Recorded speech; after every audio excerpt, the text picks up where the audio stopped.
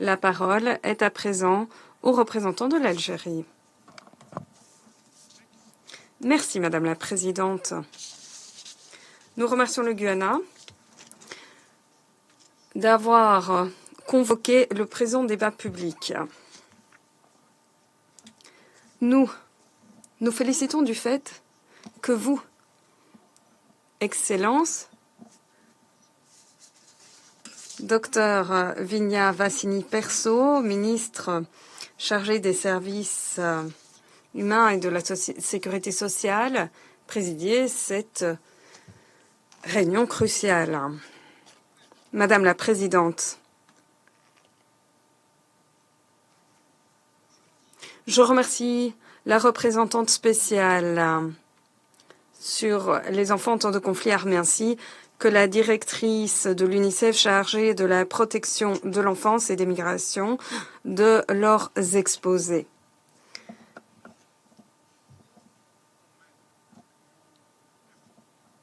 Nous saluons les efforts consentis par l'UNICEF.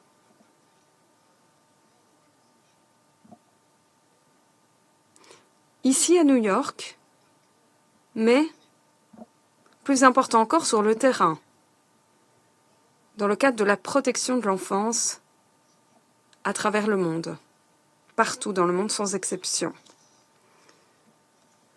Le bureau de la représentante spéciale sur les enfants en temps de conflit armé est chargé de renforcer la protection des enfants touchés par les conflits armés. Ce bureau s'est vu confier la tâche de favoriser la coopération internationale afin de mieux protéger les enfants.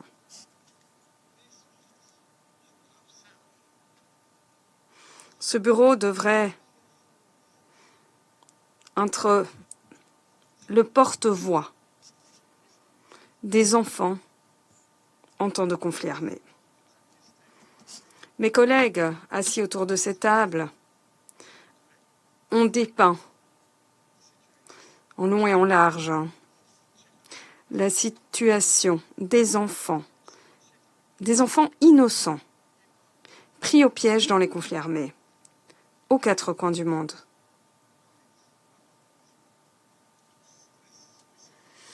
Mes excuses, mais je me dois de souligner en particulier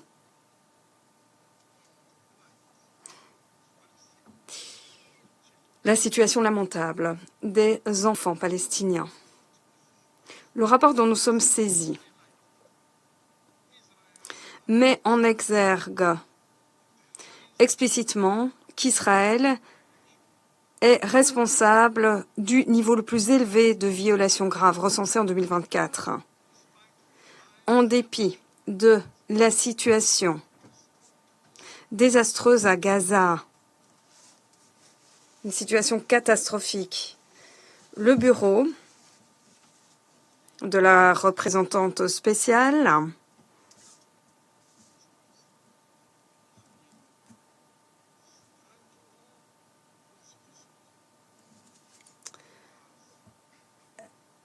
a mis en place des ripostes qui sont, hélas, fortement insuffisantes.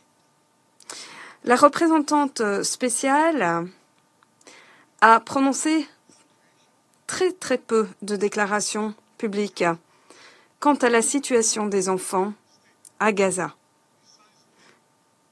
Très peu, en fait seulement 2 déclarations cette année. Comment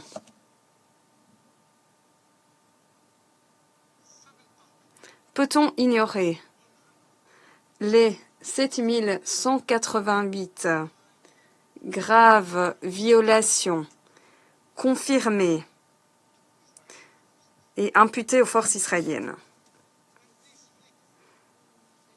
Ces statistiques englobent plus de 2000 cas avérés de meurtres et mutilations.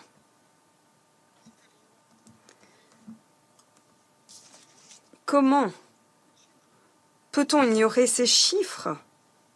Plus de 5000 attaques confirmées dirigées contre des écoles et 148 attaques contre des hôpitaux. Ou encore, plus de 5000 cas confirmés de refus d'aide humanitaire en Cisjordanie et 2263 à Gaza, rien qu'à Gaza. Ce sont là seulement les violations corroborées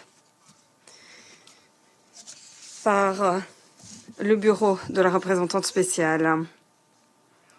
Et il est évident que la réalité est bien plus sombre. Les déclarations publiées par le bureau de la représentante spéciale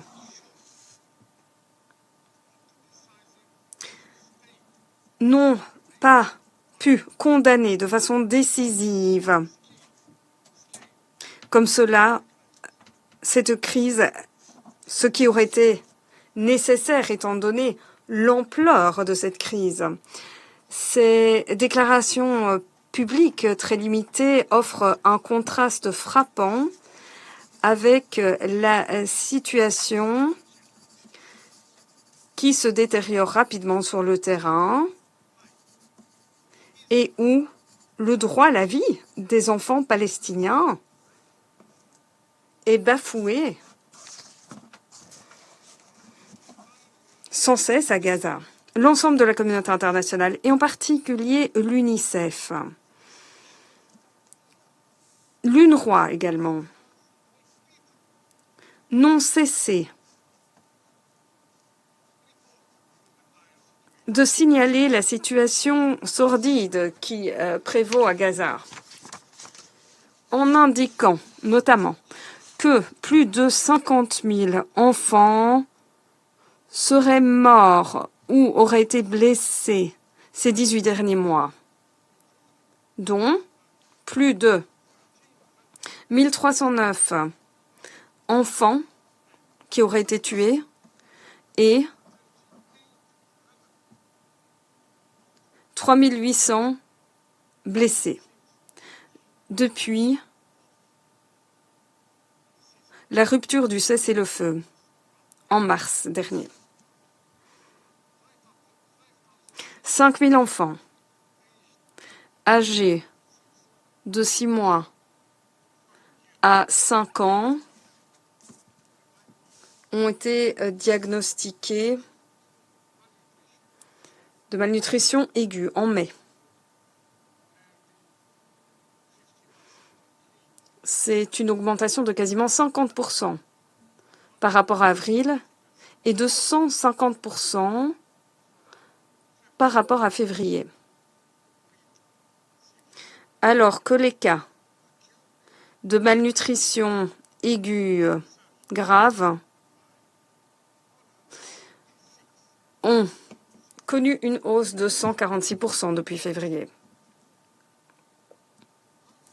La moitié des 2 millions de déplacés internes de Gaza sont des enfants.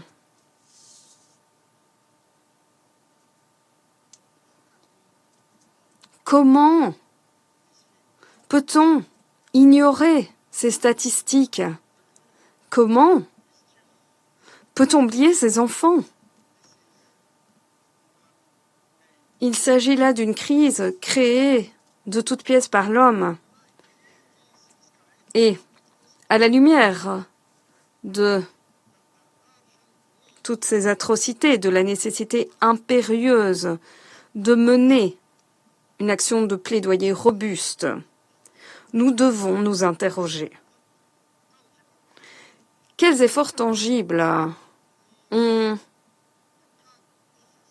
sont entrepris par le bureau de la représentante spéciale afin d'atténuer les souffrances des enfants à Gaza, en particulier à Gaza. Comment le bureau de la représentante spéciale noue-t-il des contacts avec toutes les parties au conflit, en particulier s'agissant de la privation généralisée et catastrophique d'aide humanitaire?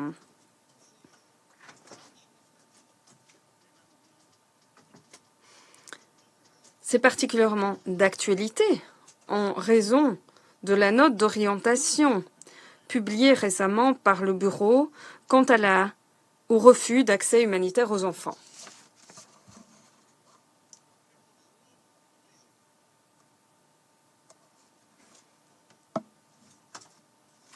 Le Bureau de la haute représentante n'a effectué aucune visite à Gaza depuis le déclenchement du conflit, il y a 18 ans.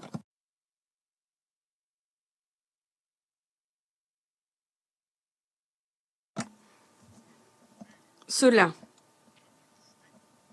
s'accompagne de très peu de déclarations publiques, de condamnations publiques de cette situation qui se déroule sous nos yeux à Gaza.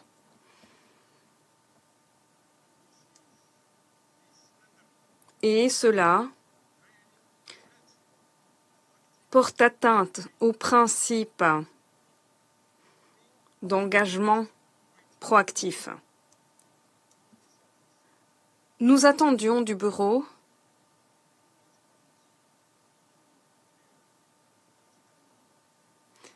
qu'il soit à la hauteur de son mandat essentiel.